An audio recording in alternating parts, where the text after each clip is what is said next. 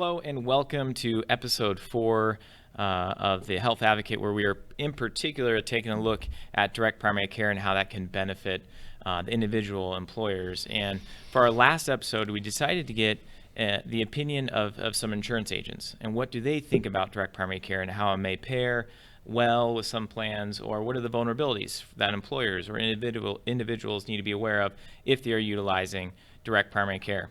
As a reminder, because it is relatively new, direct primary care is a different model of care. It's a subscription-based model of care where basically you pay a monthly membership fee and you get primary care, preventative care, and urgent care services all included on that monthly membership fee. These clinics never bill insurance for their services, so labs performed in-house are included, no extra charge. Procedures performed in-house are included, no extra charge. Many clinics actually dispense medications in-house for 80-90% cheaper than retail pricing, and labs out-of-house are also about 85% off typical retail pricing. So it's kind of this really innovative and kind of interesting model that's been going on for the last 20 years. There's about 1,200 clinics nationwide doing this, and now it's available in Spokane, has been available in Washington for quite a while, being the birthplace, actually, of direct primary care.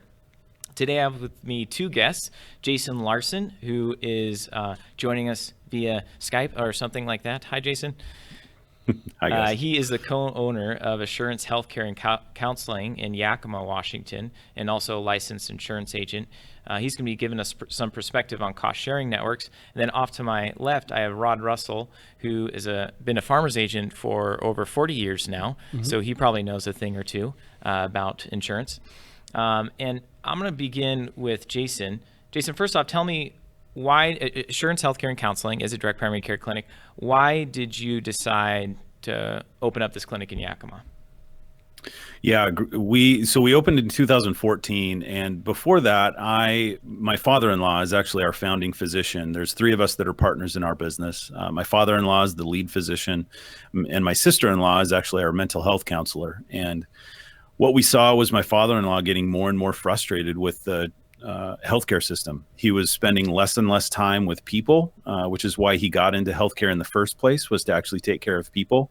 And he was spending more and more time with a computer. And it finally reached a breaking point where he either decided, okay, I either need to leave medicine altogether, or I need to figure out a different way to do things where I can simply take care of people and not be meeting all these demands that everybody else is placing on me. So sure. Out of that birthed what we now know as direct primary care. At the time, we didn't know. We kind of came up with this membership idea and said, hey, let's just deal directly with people because that's who we want to take care of. And a few months before we opened, we discovered, hey, there's actually other crazy people around the nation doing the same thing. So yeah, awesome. Well, great. And quickly you found that, hey, direct primary care can cover a lot of services. Admittedly, there are some vulnerabilities, right? If people only have direct primary care, well, what do they do for a major medical solution? And a lot of times people who are in direct primary care then come across cost-sharing networks. What are these about, and what exactly are cost-sharing networks?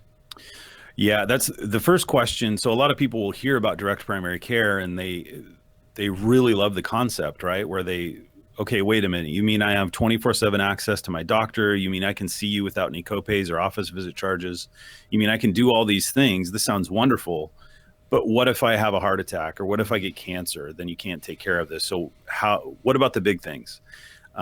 So that's where, with a lot of individuals and then some small businesses too, these cost sharing networks, health sharing ministries, they really fill a gap in between, somebody being completely uninsured versus full-on traditional insurance that accepts all the risk and kind of guarantees payments to these people.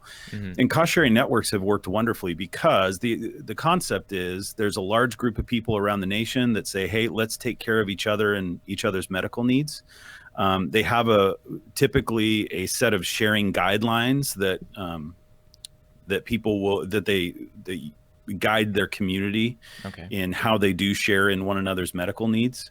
And typically what we see, because they're not insurance, so they don't want to be confused with insurance, but because they're not insurance, they can look at some things like pre-existing conditions, genetic defects, hereditary diseases. They look at those things and they either deal with those things specifically differently, or they figure out, is this actually a good fit for you to be a part of this community, or would insurance serve you better, right? Okay.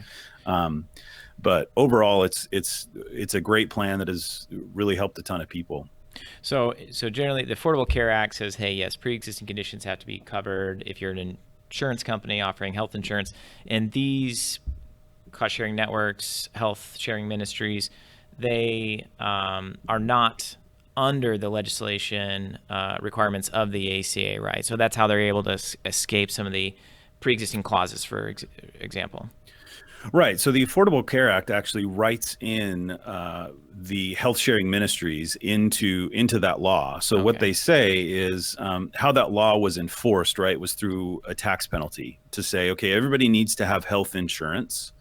The original desire was for everybody to have health care. Well, that turned into, okay, let's make sure everybody has health insurance, which my opinion is that healthcare doesn't equal insurance, but sure. That's maybe for a different time. So what the Affordable Care Act did, though, was they included some of these health sharing ministries because they realized that, okay, there's actually people that are getting taken care of through these what are called health sharing ministries. So let's actually put an exemption in the Affordable Care Act tax penalty. Let's put an exemption in for people that are part of these health sharing ministries. And there are some clauses in there that said, okay, a health sharing ministry is defined as this, this, and this. Yeah. One of those is they had to be in existence since, I think, December of 1999. Most of them had to be like religious or faith-based. There was some kind of clause where they had to have a statement of belief in order to be a part of those communities, things like that. So it actually is written into the Affordable Care Act that those are part of the overall solution in our country to take care of healthcare. It's just they officially don't count as insurance. Well, that's an interesting perspective. So as a consumer, these cost sharing networks, are they reasonable in pricing compared to going through the state, or are they more expensive? How does that work? Yeah, they are a flat. They do have flat pricing. So because it's everybody sharing in each other's medical needs, it sounds like, okay, well, maybe my price could fluctuate month to month. Well, no, these are large enough communities to where they've figured out that there is a flat monthly, membership contribution that they have in these communities, and typically they're much more affordable than health insurance. I've seen some as low as $99 per month. And then they can go all the way up to traditional insurance prices where it's closer to, $400 to $600 for an individual. Just depending on what the community is, what they're offering their members as far as their medical needs and various things. But typically I've seen people save, anywhere from 30 to I'd say 60 or 70%, moving from a traditional health plan to a health sharing group. Do these groups cover primary care? Again, they're not insurance, so they don't cover anything. Okay. Do they share? Allow you to share? Share in medical needs. Yes.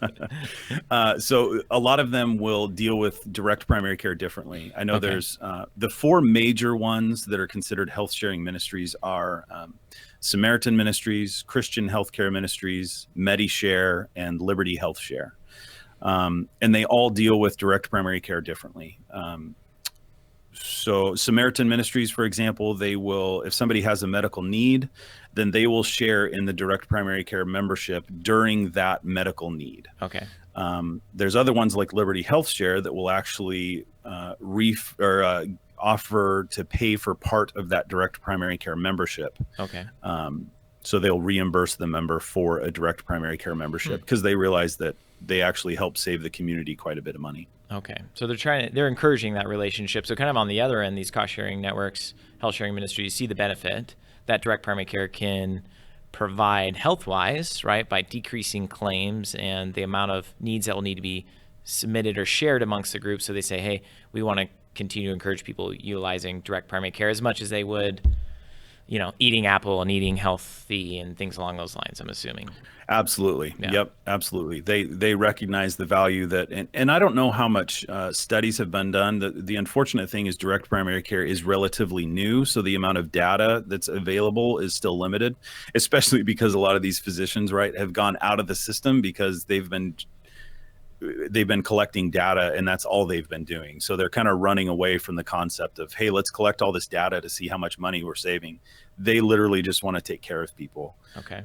But what a lot of people have found out, and including these health sharing communities and some, I think some self-funded groups as well, have figured out, okay, wait, direct primary care saves a lot more than just the primary care aspect of someone's overall health.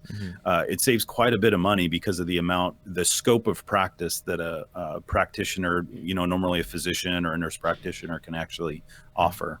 Well, good transition. I'll let Rod kind of speak to that. You mentioned, Rod, that you're familiar with self-insured and being more familiar now with the direct primary care model.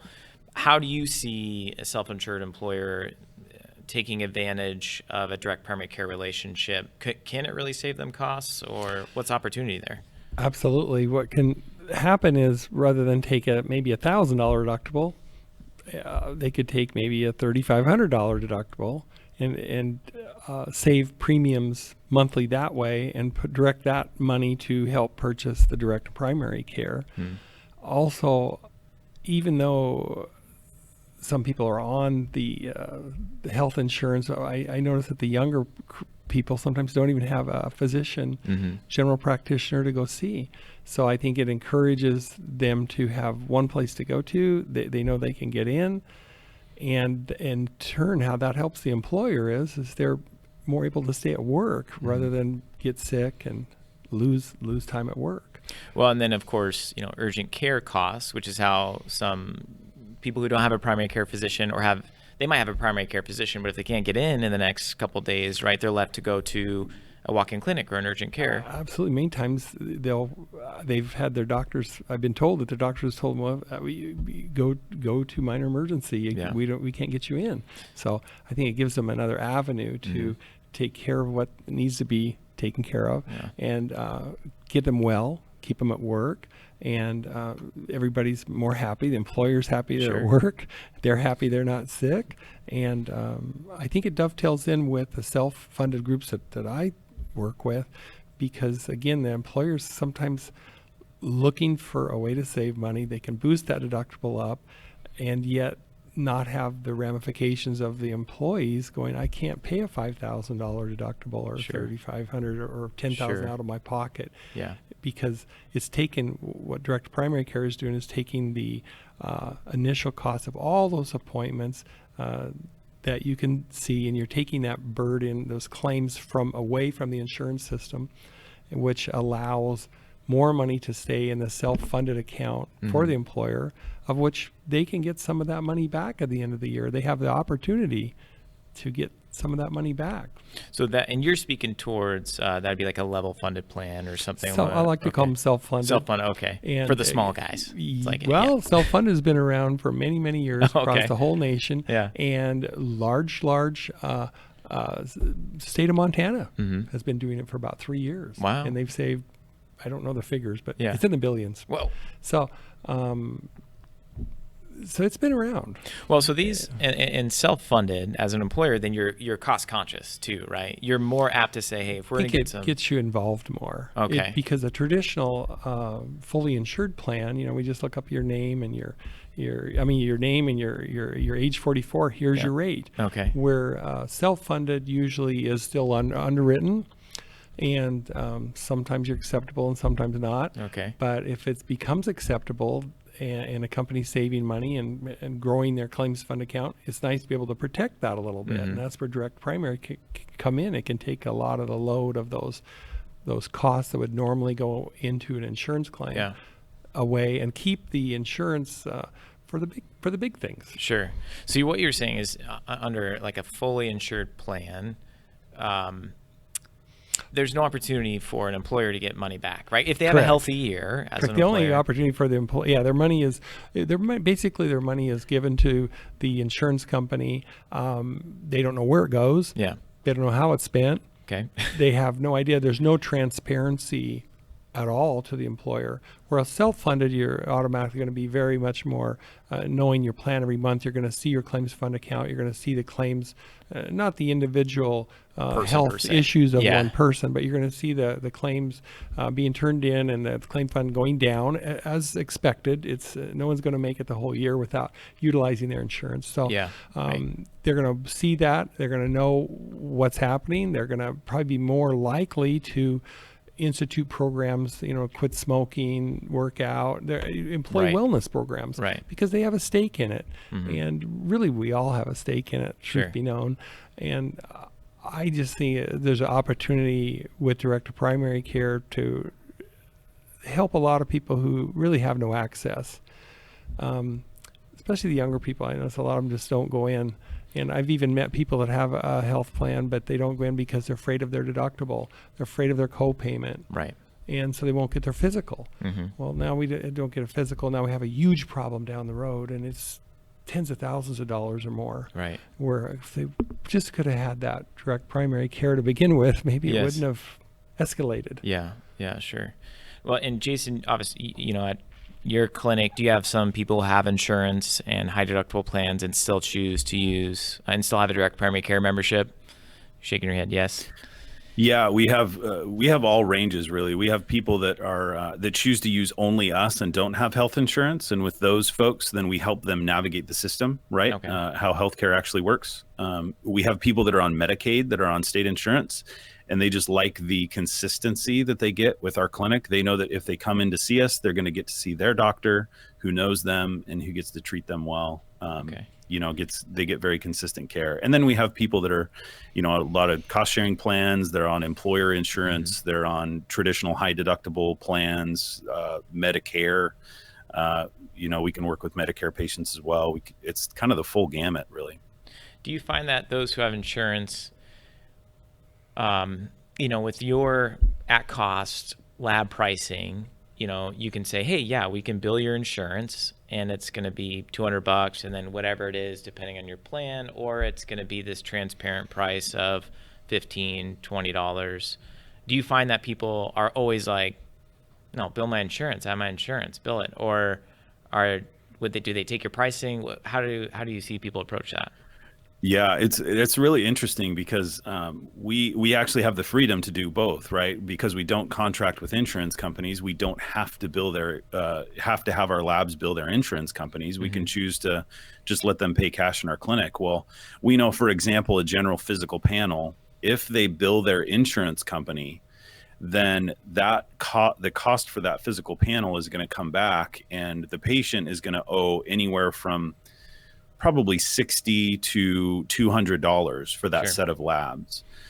Well, what we say is, so we can bill your insurance if you want that to go towards your deductible, but it's also just $10 if you buy it from us, Okay. right?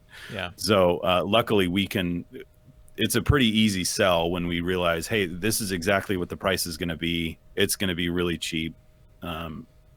Versus their insurance company who's going to go, they're not going to figure it out till, usually 30 or 60 days later anyway. Yeah. And it's some random high price that they're going to be upset about anyway. So Which for a self-funded plan, if people are following me, then that's kind of like it's like a $220 swing, $210 swing for a self-insured plan, because they're not being billed that LabCorp or that lab rather pricing, right? That insurance-based pricing. They're Yep. blinded to that lab claim now. It's the patient who's being billed who's paying $10, which is beneficial for them because they're not paying $60.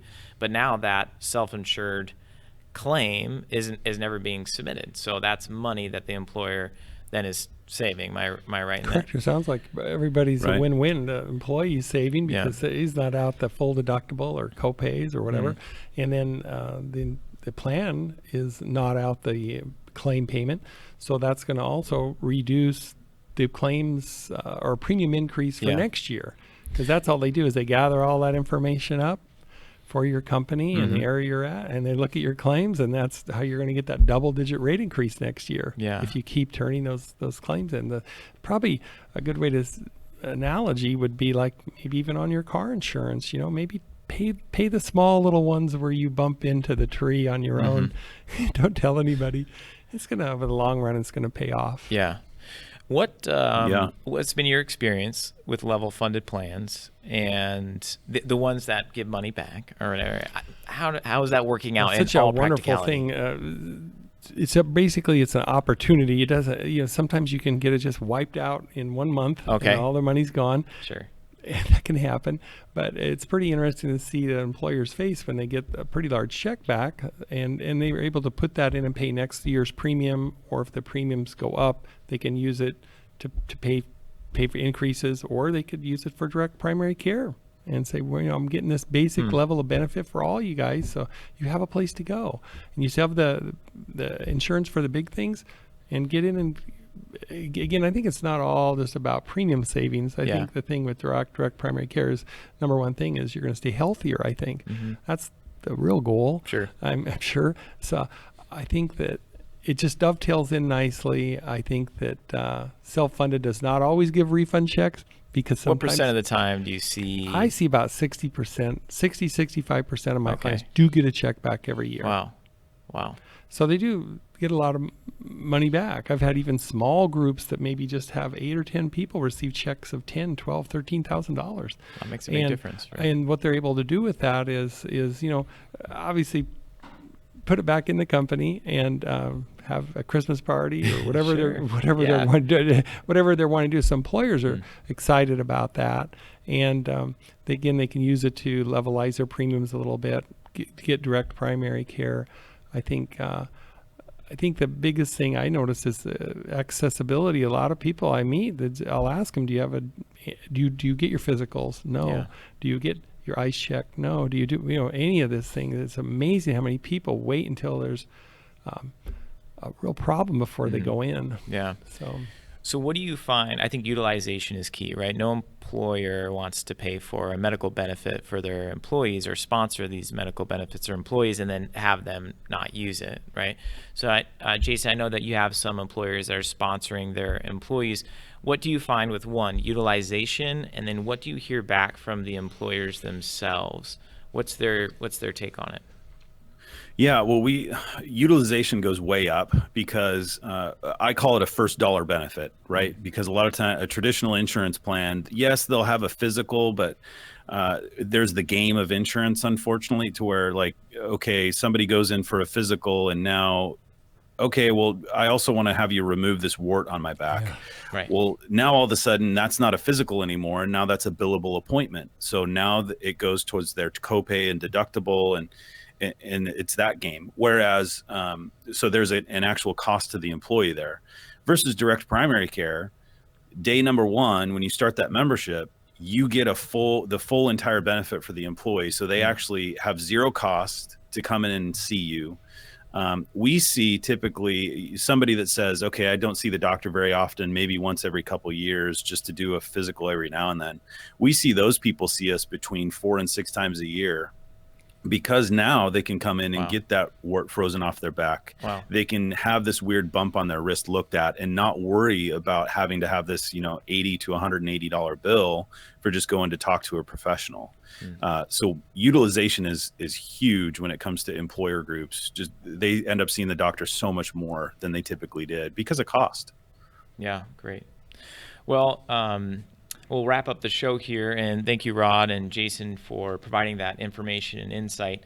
It is very intriguing, I'll say. I think the last data I heard is that 60% of employees are unsatisfied with their health insurance benefit, which is like, as an employer, you're trying to provide a benefit. And if 60% of people don't like it, I mean, that's really at least frustrating as an employer who's trying to offer something.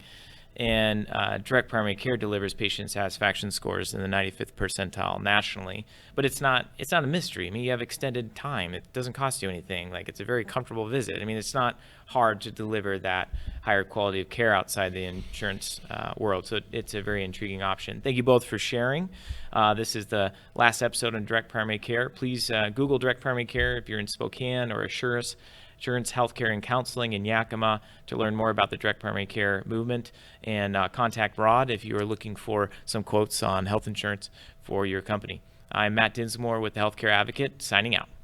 Ask the host a question, recommend a guest, or hear this program again on Facebook, YouTube, Twitter, Apple Podcasts, Spotify, or SpokaneTalksMedia.com.